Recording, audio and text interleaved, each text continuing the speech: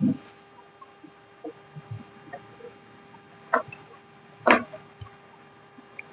Student, कैसे हैं आप सभी? आए हो सभी लोग अच्छे होंगे। तो आज हम पढ़ने वाले हैं पदार्थ एवं पदार्थ की प्रकृति। पदार्थ की संरचना एवं प्रकृति। तो इसका मतलब होता है कि पदार्थ कैसा होता है, हमें देखते हैं तो उसमें कैसा दिखता है, और उसकी प्रकृति मतलब उसमें कौन कौन से गुण होते हैं। तो इस चैप्टर में पढ़ने वाले हैं कि पदार्थ क्या है, पदार्थ किन किन रूपों में हमें मिलता है, मतलब किन किन अवस्थाओं में मिलता है, और पदार्थ कितने प्रकार के होते हैं और उनके गुण क्या होते हैं। जैसे अम्ल, क्षार और लवण के बारे में पढ़ने वाले हैं। तो सबसे पहले पदार्थ क्या होता है।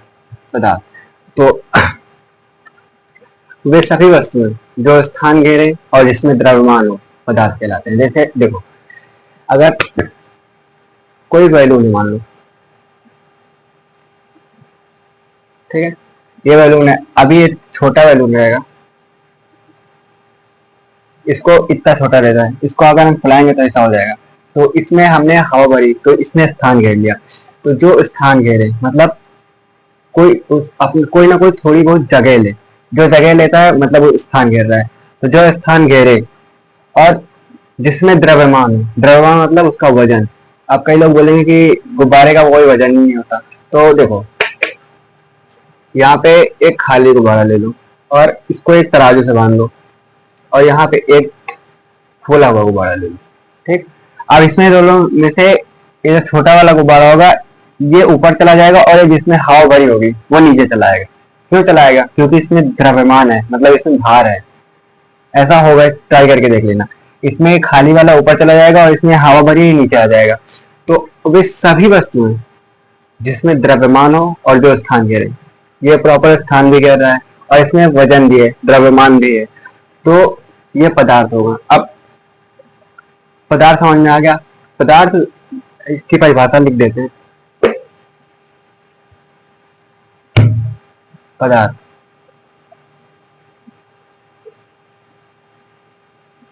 वे वस्तुएं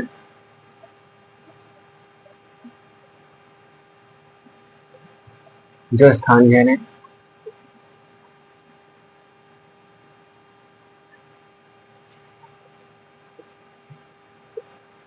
और जिसमें द्रव्यमान हो, और जिसमें द्रव्यमान हो।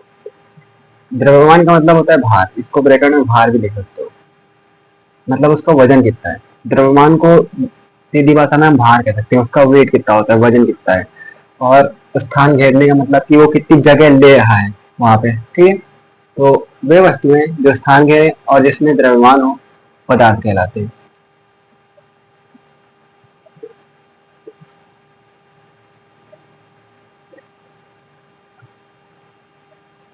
ठीक। पदार्थ कहलाते हैं। अब पदार्थ किन किन रूपों में उपस्थित होता है, मतलब पदार्थ की कितनी अवस्थाएं होती है। तो इसके आगे हम पढ़ने वाले हैं पदार्थ की कितनी अवस्था होती है।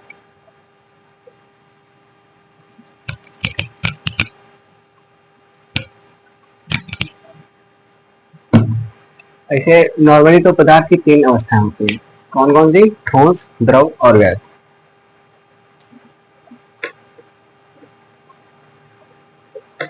ठोस, द्रव, गैस। पदार्थ तीन रूप में होता है, ठोस में, द्रव में, गैस में। संसार में जितनी भी चीजें हैं वो सिर्फ तीन रूपों में मिल सकती है, या तो वो ठोस होगी, या तो फिर लिक्विड फॉर्म में यानी द्रव होगी, या तो फिर वो गैस होगी। इन तीन चीजों के अलावा और बाकी दुनिया में कोई भी ऐसी चीज नहीं है जो इन तीन चीजों से अलग हो, मतलब इन तीन चीजों में रूप में ना हो। जैसे पानी ले लो, पानी द्रव में होगा। अब कोई सी भी ये दीवार ले लो, ये ठोस में होगी क्योंकि ये कठोर है ना। मार्कर ले लो, ठोस होगा, कठोर होगा। कोई भी चीज होगी वो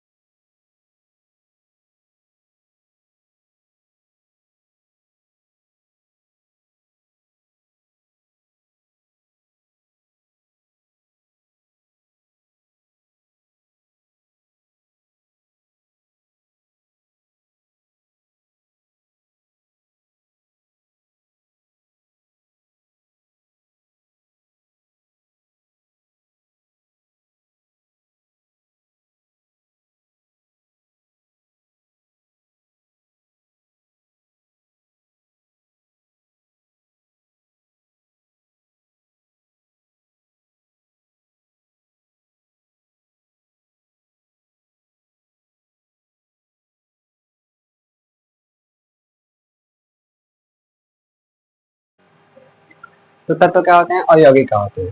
तो पहले हम समझने वाले हैं तत्व क्या होते हैं। ठीक है, तत्व तो वे सभी चीजें जो एक ही प्रकार के परमाणु से मिलकर बनी होती हैं।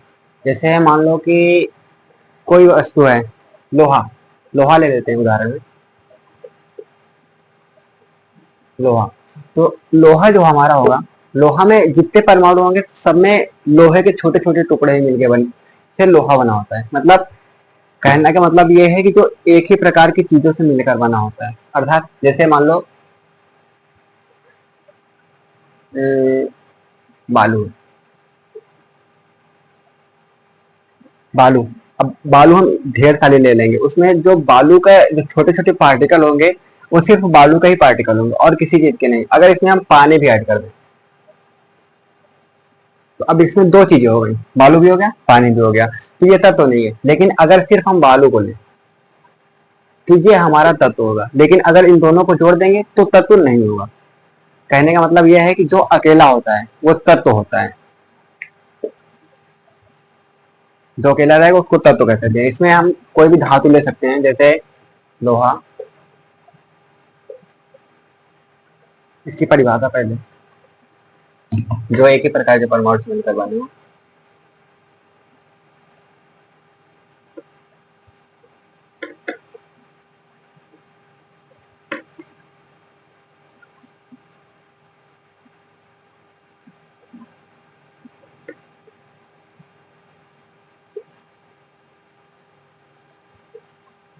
जो एक ही प्रकार के परमाणु से मिलकर बने होते हैं उसे तत्व कहते हैं। अब इसमें उसके एक ही प्रकार के परमाणु उसमें हो सकते हैं, दो प्रकार के परमाणु हो ही नहीं सकते। अब इसमें हम लोहा ले लेंगे, क्योंकि लोहा जो होता है उसमें छोटे छोटे जो टुकड़े होते हैं वो सिर्फ लोहा के ही होते हैं और किसी चीज के उसमें नहीं होता। ठीक। अब इसमें हम एल्यूमिनियम भी ले सकते हैं, एल्यूमिनियम,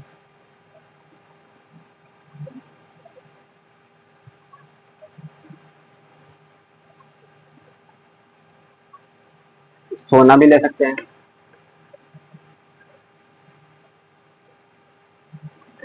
सोना भी, क्योंकि वो भी एक ही प्रकार के परमाणु से मिलकर बना होता है। और इसमें जैसे ऑक्सीजन है, ऑक्सीजन, तो ये ऑक्सीजन O2, सिर्फ ये ओ है ना, जहाँ पे ओ है ऑक्सीजन, ऑक्सीजन हमारे टू लिखा है, मतलब दो ओ के दो परमाणु मिलकर तो ऑक्सीजन बनाते हैं।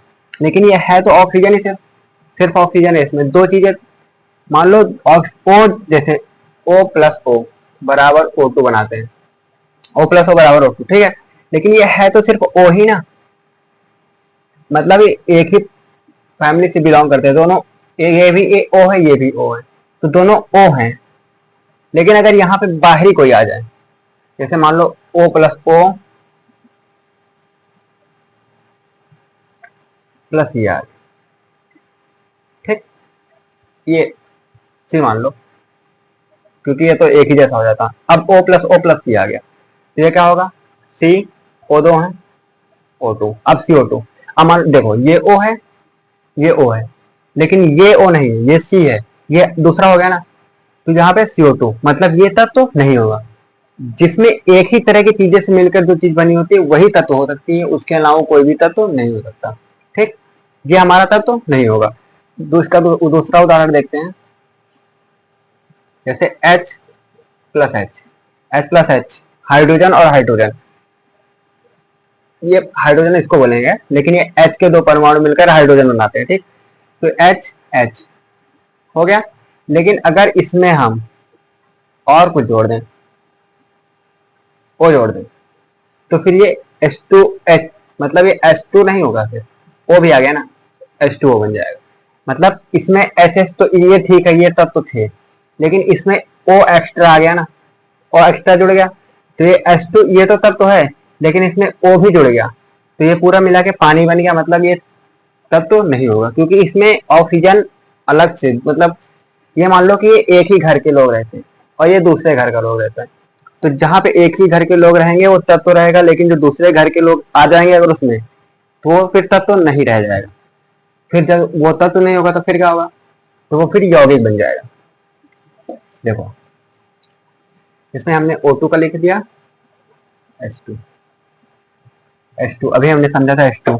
ठीक, अब यौगिक देखते हैं, यौगिक जिसमें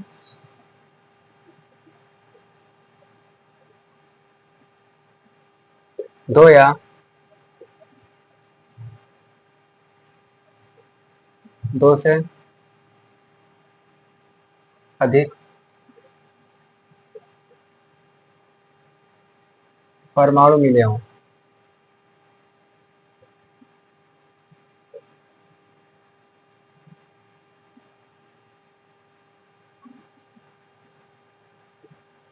जिसमें दो या दो से अधिक परमाणु मिले हों, मतलब उसमें एक घर के तो हों ही, अलग से भी आ जाए। जैसे अभी मैंने बताया था, जैसे O प्लस O बराबर O2 बनाते हैं, O प्लस O बराबर O2 बनाते हैं, ठीक। अब इसमें हम ये तो तत्व हो जाएगा, क्योंकि इसमें दोनों O है ना, तो ये इसका उदाहरण हो जाएगा। ये दोनों O हैं, लेकिन अगर O प्लस O प्लस से O तो सेम है, ये दोनों सेम है, लेकिन ये अलग आ गया, ठीक। तो ये हमारा तत्व होगा, लेकिन इसके मिल जाने से फिर ये हमारा पूरा जो होगा, ये हमारा पूरा मिला के यौगिक बन जाएगा।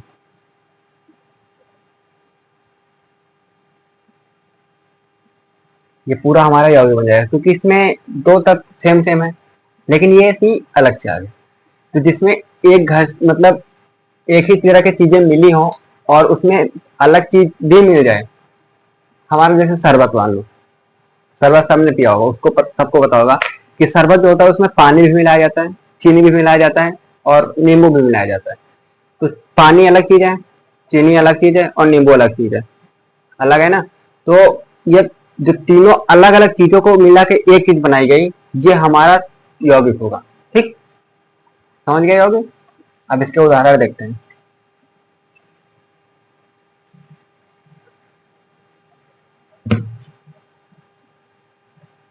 हाँ देखो, इसके उदाहरण जैसे हमारा मान लो CO2, कार्बन डाइऑक्साइड, इसमें कार्बन भी है ऑक्सीजन भी है, दो है, तो ये हमारा यौगिक में आएगा। और इसके अलावा पानी आता है हमारा H2। अब कुछ लोग बोलेंगे पानी अकेला होता है, लेकिन नहीं, जो पानी होता है, पानी को बनाने के लिए इसमें हाइड्रोजन के दो परमाणु और ऑक्सीजन का एक परमाणु मिला किया जाता है, तो पानी से पानी का निर्माण होता है। तो पानी, अब सब लोग यही सोचते हैं कि ये गलत लिखा है, लेकिन नहीं, अगर आप पढ़ेंगे, इसको अच्छे से पढ़ेंगे, तो पानी का सूत्र जो हमारा H2O होता है, H2O पानी का सूत्र होता है, ठीक। तो H2O में जो हमारा H है, दो परमाणु से मिलकर, और O अकेला, इसमें हम अगर सिर्फ H होता, अभी हमने बताया था यहाँ पे, अगर सिर्फ H होता तो मैं कहता कि तत्व है, लेकिन इसमें ऑक्सीजन भी तो मिल गया, ये अलग परिवार से आता है और ये अलग परिवार से आता है, दोनों लोग मिल गए, तो ये यौगिक बनाएंगे ना, यौगिक बनाएंगे। अब अगर इसमें हम यहाँ पे भी H होता तो मैं मान सकता था तत्व है, लेकिन अगर पानी का सूत्र ही होता है H2O, H2O पढ़ा होगा, पता होगा, तो H2O पानी का सूत्र ही यही होता है। तो यहाँ पे हाइड्रोजन के दो परमाणु, ऑक्सीजन का एक परमाणु, अलग फैमिली से आ गया ऑक्सीजन, इसीलिए ये हमारा यौगिक में आएगा, ठीक है, तत्व नहीं होगा ये। आगे कितना समझ में आ गया? तत्व यौगिक क्या क्या होता है? तत्व वे परमाणु जो एक ही प्रकार के परमाणु से मिलकर बने होते हैं, मतलब जिसमें एक ही फैमिली के लोग होते हैं। आसान भाषा में कह सकते हैं कि जिसमें एक ही फैमिली के लोग होते हैं, सबके रंग रूप एक जैसा सब होता है, तो वो तत्व कहलाते हैं यौगिक। जो अलग अलग फैमिलियों से मिलकर बने होते हैं, जुड़े होते हैं, मतलब जिनका रंग रूप अलग होता है। मान लो कि जैसे मान लो ये गोरे लोग हैं, जो गोरे हैं, तो इनके जितने लोग होंगे मतलब सब गोरे ही होंगे, सब गोरे लोग ही मिलके तत्व बनाएंगे। लेकिन जो ये होंगे यौगिक, ये गोरे और काले दोनों होंगे।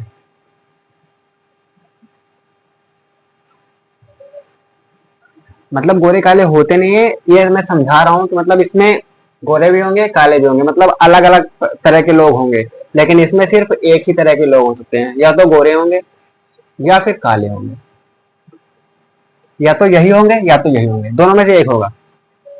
मतलब ये ऐसा देश है जहाँ पे सिर्फ एक ही लोग रह सकते हैं, लेकिन ये ऐसा देश है जहाँ पे ये दोनों रह सकते हैं। समझ में क्या? अब आगे बढ़ते हैं।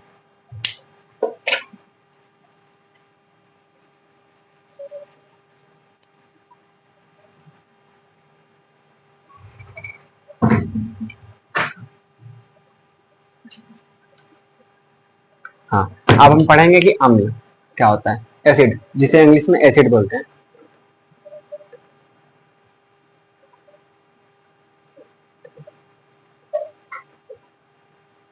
अम्ल, अम्ल क्या होते हैं? तो आसान भाषा में हम समझे तो जो हम खाते हैं, अगर वो हमें खाने में, बुक में भी ये लिखा है कि जो हम खाते हैं अगर वो हमें खाने में खट्टा लगता है तो वो उसमें एसिड होता है, मतलब वो अम्लीय होता है कह सकते हैं। तो जो भी हम खाते हैं अगर वो खट्टा लगे तो उसमें अम्ल है। ठीक। अब कुछ केमिकल्स ऐसे भी होते हैं जिनको हम खा नहीं सकते, चख नहीं सकते, तो अभी मैं बताने वाला हूँ कि उनको पहचानेंगे कैसे कि वो एसिड है। लेकिन अभी इतना समझो कि जो हम खाने में हमें खट्टे लगे, जिनको हम अगर खाते हैं तो खट्टे लगे, वो अम्ल होते हैं। ठीक। तो यहाँ जिनका स्वाद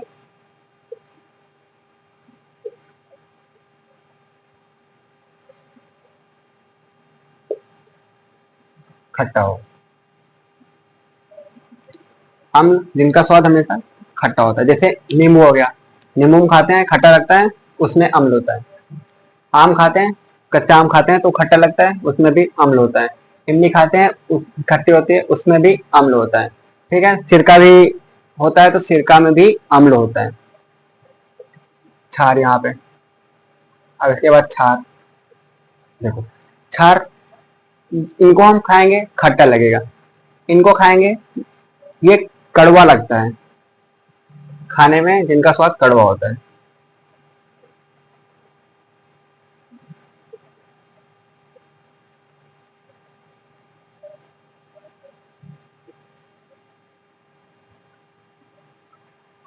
अम्ल जिनको खाने में खट्टा लगे, और क्षार जिन जो खाने में हमें कड़वे लगते हैं उनको हम क्षार कहते हैं। ठीक।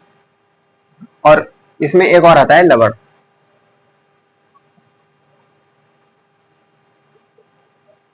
जो ना खट्टे लगे ना कड़वे लगे वो लवण होते हैं, सीधी सी बात। जो ना अम्ल हो ना क्षार हो, मतलब अगर कहें तो इन दोनों को अगर जोड़ दिया जाए, इन दोनों को अगर जोड़ दिया जाए तो लवण बनता है। अगर अम्ल और क्षार को मिला दें तो वहां से हमें लवण और जल प्राप्त होता है। ठीक। ना खट्टे ना कड़वे, इसमें लिख लो ना खट्टे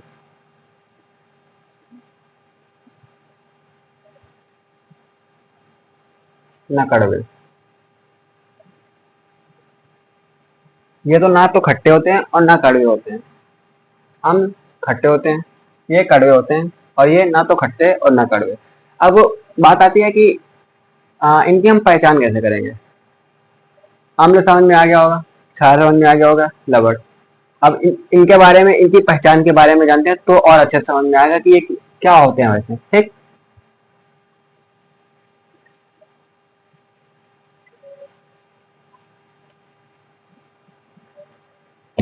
पहचान देखो,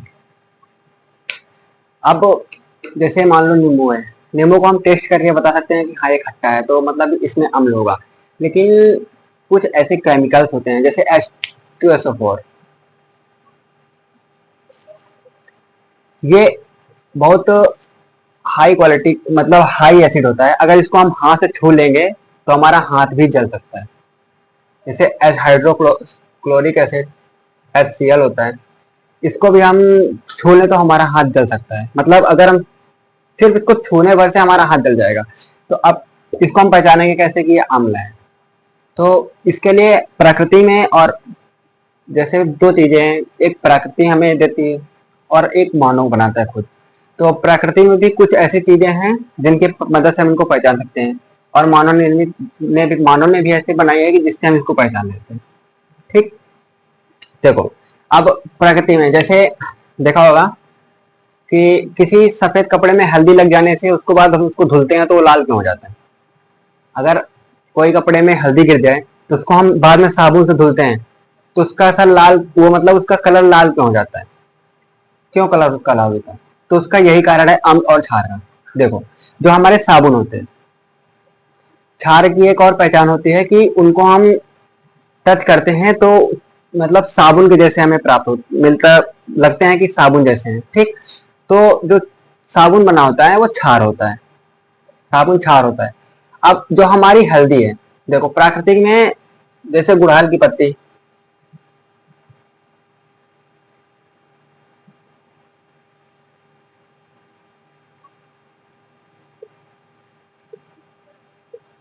गुड़हल के फूल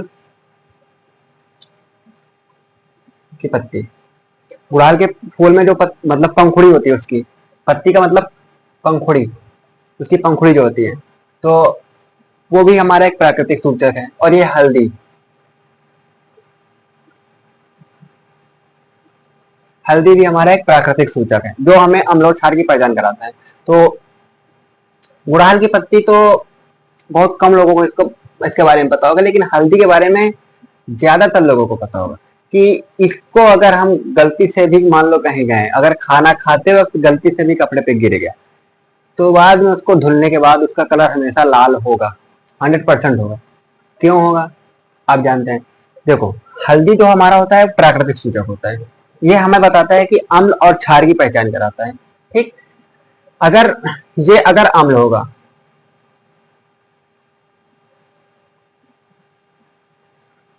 तो ये नीला कलर दे देगा। अगर अम्ल होगा तो हल्दी का कलर कैसा होगा? नीला। और अगर क्षार होगा तो लाल हो जाएगा। अब एक चीज है कि एक पानी का घोल लो, पानी का घोल लो, मतलब पानी लो, उसमें हल्दी डाल दो, ज्यादा मात्रा में नहीं, फिर भी 3-4 चुटकी हल्दी डाल दो, ठीक। अब एसिड की कुछ, जैसे नींबू है, नींबू घर में आसानी से उपलब्ध होता है, तो पानी का जो घोल होगा उसमें नींबू, ओ पानी के घोल में हल्दी डालो, हल्दी डालने के बाद उसमें नींबू निचोड़ दो। तो नींबू हमारा पता है खट्टा होता है खाने में, मतलब उसमें अम्ल होता है, तो हमारा जो अम्ल है ये, ठीक। अब हल्दी में जैसे ही हम नींबू निचोड़ेंगे तो उसका कलर कैसा हो जाएगा? नीला। तो पूरा पानी का कलर नीला हो जाएगा। अब यही बात आती है यहाँ पे क्षार में। हमें हल्दी प्राकृतिक सूचक है, अगर हमारे कपड़ों पे लग जाती है, ठीक है, तो वो पीला कलर का रहता है। लेकिन जो हमारा साबुन होता है, साबुन वो क्षार होता है। साबुन कैसा होता है? क्षार। तो जैसे ही हम साबुन से कपड़े को धुलते हैं, तो हल्दी में अगर हम साबुन को जोड़ देंगे, साबुन भी लग जाएगा, तो कैसा कलर देगा? लाल। हल्दी प्राकृतिक सूचक कपड़े में लगा था, साबुन से हमने उसको धोया, तो ये दोनों का मिलने से लाल कलर मिलेगा, ये दोनों का मिलने से नीला कलर मिलेगा। मतलब ये चीज ट्राई करके देखना कि नींबू का घोल, वो नींबू और हल्दी के घोल में नींबू, पानी और हल्दी के घोल में नींबू निचोड़ना, उसका कलर नीला हो जाएगा। और वहीं पे अगर पानी और हल्दी के घोल में किसी साबुन के एक टुकड़े को डाल देना, तो उसका कलर लाल हो जाएगा। ट्राई करके देखना।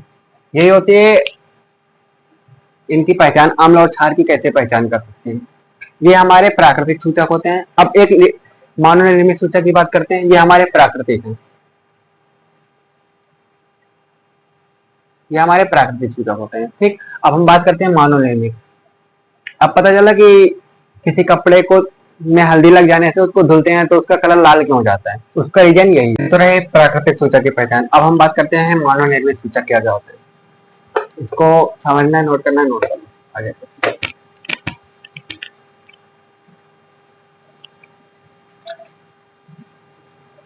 अब मानव निर्मित सूचक भी कई प्रकार के हैं, जैसे मिथाइल ऑरेंज हो गया और लिटमस पेपर हो गया।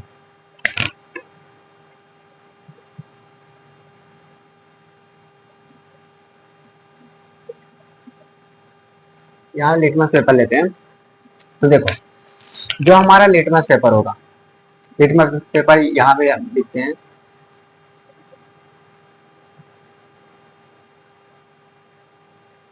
लिटमस पेपर, ठीक। अब एक तो अम्ल में हम, और एक क्षार, ठीक। ये अम्ल क्षार। अब हमारे पास लिटमस पेपर है, ये लाल होगा,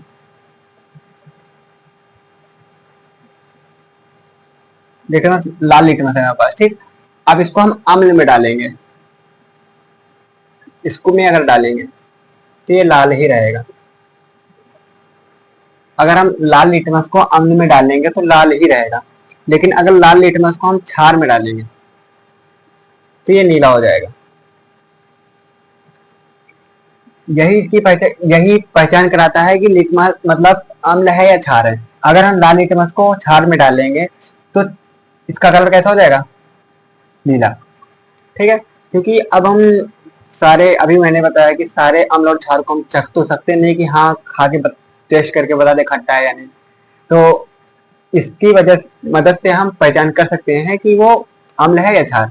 अब ये कैसे पता चलेगा कि अम्ल है? क्योंकि यहाँ पे लाल ही रहेगा। तो अगर नीला लिटमस होगा, इसी की जगह अगर हम नीला लिटमस ले लें,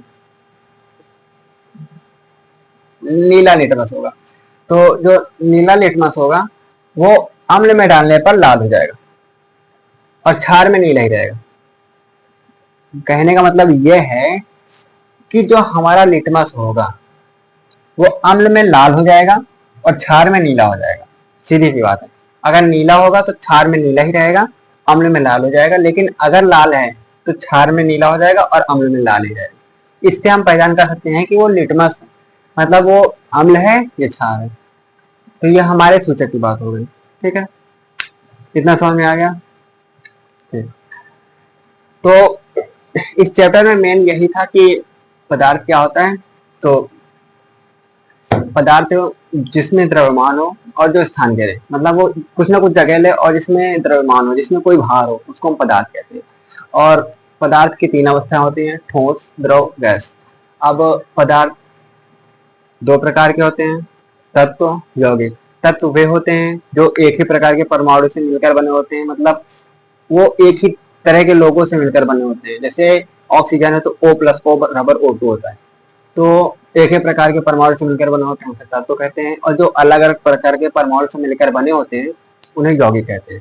ठीक, अब वो ये 3 प्रकार के होते हैं, क्षार, अम्ल और लवण। तो अम्ल वे होते हैं जिनको हम खा के बता सकते, खा के अगर उनका टेस्ट खट्टा लगता है तो हम बता सकते हैं कि अम्ल है। लेकिन कुछ अम्ल ऐसे भी खतरनाक अम्ल होते हैं, जैसे HCl हो गया, H2SO4 हो गया। इनको चखना क्या, हम इनको टच भी नहीं कर सकते। अगर इनको टच करेंगे तो हमारा हाथ जल जाएगा। तो इनको पता लगाने के लिए हम लिटमस का इस्तेमाल करते हैं कि यह अम्ल है कि क्षार है।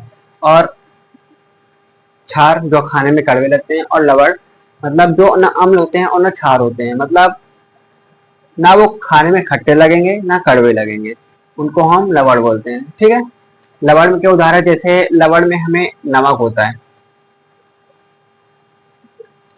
और पानी होता है।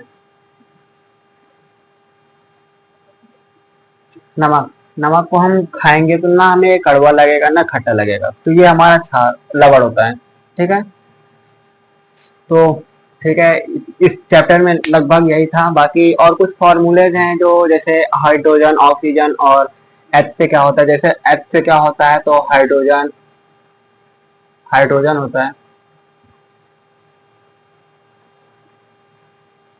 O से ऑक्सीजन, यही सब इस चैप्टर में है। तो ये सब आप किताब से याद कर सकते हैं। बाकी जो समझाने वाला टॉपिक था वो मैंने बता दिया कि इसमें ये ऐसे हो सकता है। तो अगर समझ में आया तो लाइक कर दीजिए और अपने दोस्तों के साथ शेयर कीजिए ताकि उनको भी इस चैप्टर के बारे में आसानी से समझ हो। मिलते हैं आपसे नेक्स्ट वीडियो में, तब तक के लिए थैंक यू।